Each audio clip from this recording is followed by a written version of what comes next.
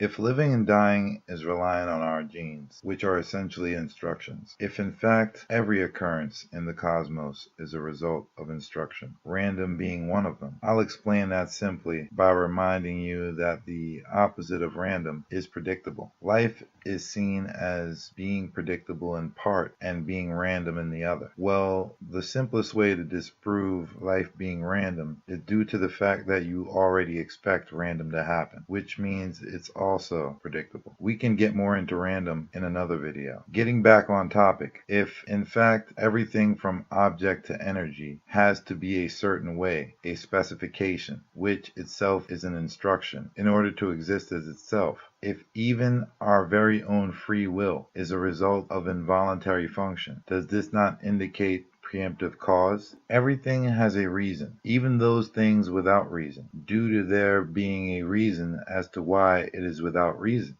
Is there a more reasonable explanation for this phenomenon, other than it being a feature of grand design? We've already discussed that each moment of time is consequential on a previous video, from pre-Socratic philosopher Parmenides saying, in effect, how time had to be pulsating rather than happening continuously, linear, to theoretical physicist Brian Greene confirming as much by stating that the cosmos is capturing the data of each moment in time. This is only further evidence supporting the fact that time is consequential. Why would there be the ability to create value or waste it, as well as the cosmos capturing each moment, if there were not some ultimate outcome? And does this realization not counter the anti-God thoughts of atheists and their isms? For atheists, though they are more open-minded than religious zealots, they are more so in fear of the presence of God. As religion does for the zealot, atheism for the atheist provides a certain comfort and ability to cope with life. This suspension of belief renders them sophists more than philosophers or clear thinkers. They answer in rhetorical questions and gripes. They see the challenges and injustice of the world, and after deliberation and observation, they conclude that if God exists, then God must be cruel. Frustrated, to avoid having to enter into such rationalization, they compensate by coping, never bothering to consider that life as a medium itself is cruel, and not God. To elude confronting the idea of a cruel God, they conclude that there is no God, or there is no way of determining as much. Descartes, for all of his brilliance, did the same thing, only he did so to confirm his religious beliefs. Atheists boisterously counter-argue to any claim that if there is a God, then who created the ultimate deity, or deities? They say being or beings who created us must be markedly more complex. So who created it or them? Atheists will say that by saying there is a God, it opens up an endless continuum of questions. Oh, my dear atheists, though this is your argument, a valid one it does not make. Why discourage those who have the courage to confront all the mysterious whys of the world? You're skipping a pivotal level of query by asking the question of who created God. Before broaching that nuance of the mystery, what should precede that is the question of why did God create us at all, and in effect place us in this effectively challenging environment known as the cosmos? Why create everything the way it is? What could we have done to deserve being in here, waking up in a recurring amnesia-like state generation after generation? And is there an ultimate objective? And so on. In summary, truth is being subverted, not only due to religious dogma, but also